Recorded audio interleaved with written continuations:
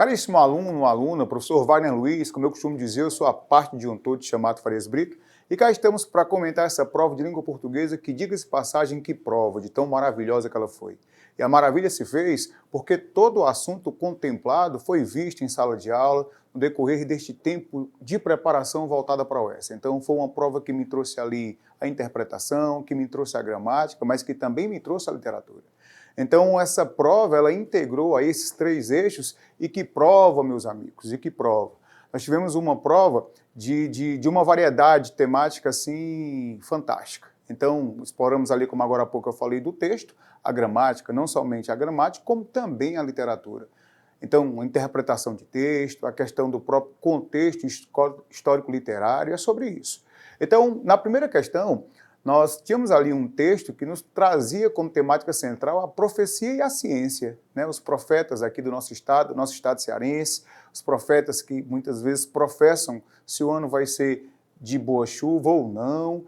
E aí nós temos o aparato da ciência, cientistas, trazendo ali como temática uma explicação científica pautada no fenômeno que eu e você conhecemos como equinócio. Então a primeira questão, eu lembro a você, ela trazia literalmente como finalidade o objetivo do texto em questão, né? Então, se você observar muito bem, acompanhe aqui comigo aqui na tela, a questão dizia o seguinte, tá? O texto 1 aborda os profetas da chuva que são guardiões de saberes ancestrais. Assinale a opção que apresenta corretamente o objetivo do texto.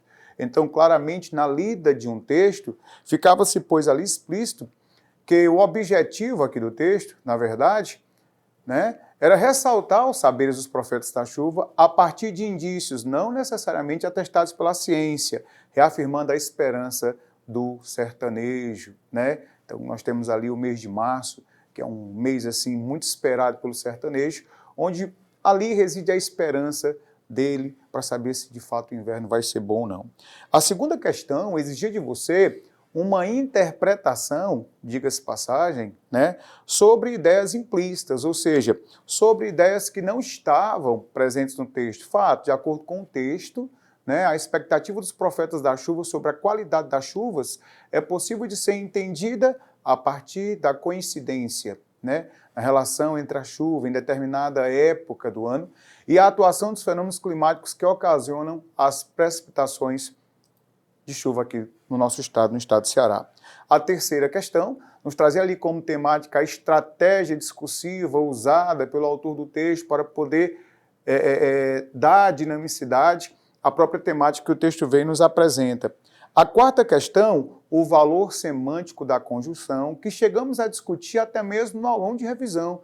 Então nós temos a conjunção que exerce ali a sua função de conectar orações, de estabelecer uma ligação entre palavras que exercem a mesma função sintática, mas que também tem o seu valor semântico. E era exatamente sobre isso que você precisava saber e marcar, é fato, a questão que vem, que nos aponta. A questão de número 5 nos trazia literalmente uma reescrita, né, em que você mantivesse o sentido da frase, né? Ou seja, uma reescrita que não alterasse o sentido da frase. Na alternativa 6, coesão referencial. Então, lembra você que na aula de véspera chegamos a discutir sobre os tipos de coesão, a recorrencial, a referencial, a elíptica, a lexical e por aí vai, né? Então, a coesão referencial era literalmente ali a temática, foi a temática da questão 6. A partir da questão 7, nós temos um texto literário, fragmentos da obra Os Sertões, e você muito bem sabe que a obra Os Sertões é uma obra que introduz um momento de transição chamado de pré-modernismo. O pré-modernismo que vem de 1902 vai até 1922 e ele principia com a publicação de 2 livros.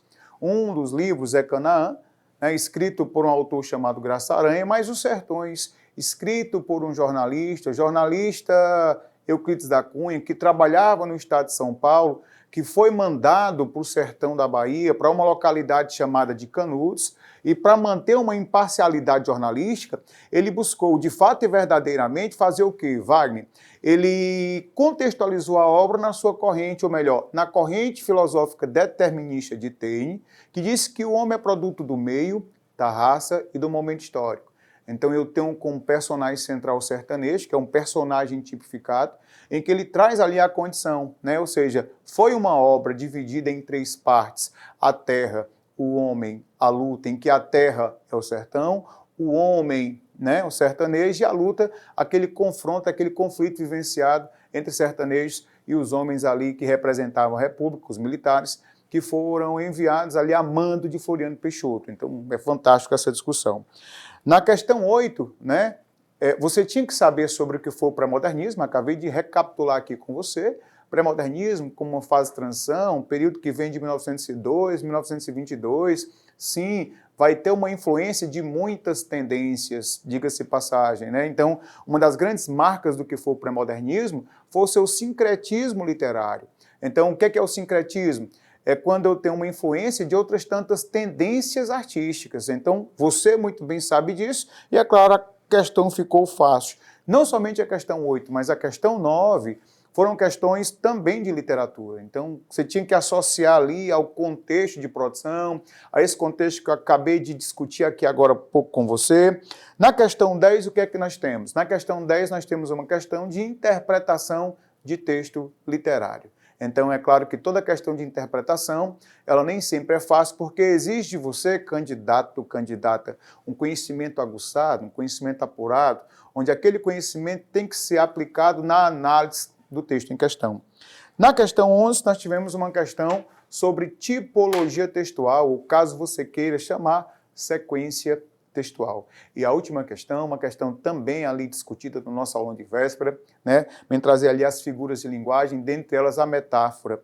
Você precisava lembrar que a metáfora é uma comparação, direta ou indireta, indireta. Como é que eu saberei que ela será uma comparação indireta? Simples, não haverá as expressões comparativas, né? Expressões do tipo que nem, tal qual, como, e é isso aí. Forte abraço!